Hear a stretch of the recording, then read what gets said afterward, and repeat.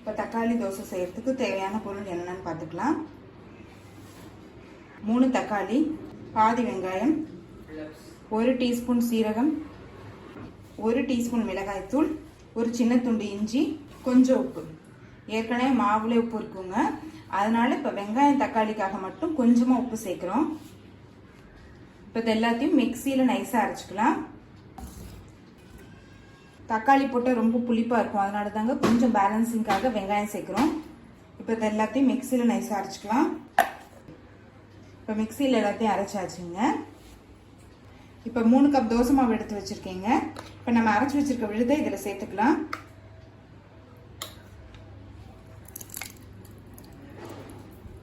தண்ணி சேர்க்க வேண்டாம். இப்போ இதை நல்லா மிக்ஸ் பண்ணிக்கலாம்.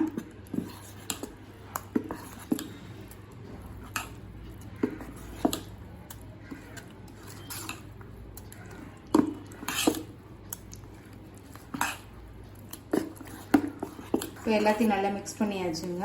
இப்போ தோசை ஊற்ற ஆரம்பிச்சிடலாம்.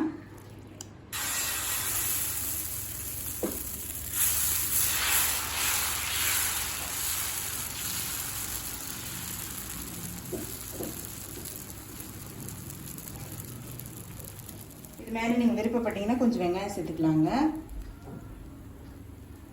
மல்லி, கருவேப்பிலை, கொஞ்சம் எண்ணெய் சேர்த்துக்கலாம். இப்போ தோசை ஒரு சைடு வந்துருச்சுங்க, திருப்பி போட்டுக்கலாம்.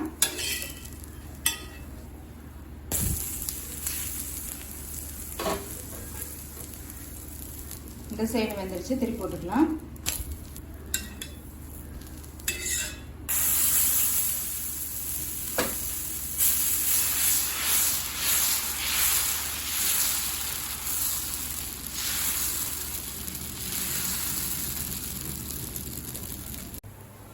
ஸ்டவ்வை ஸ்லோலே வச்சுக்கோங்க. தக்காளி சேர்த்துருக்கிறதுனால தோசை கலர் டக்குன்னு மாறிடும். இப்போ தக்காளி தோசை ரெடி ஆகிடுச்சுங்க. சர்வ் பண்ணிடலாம்.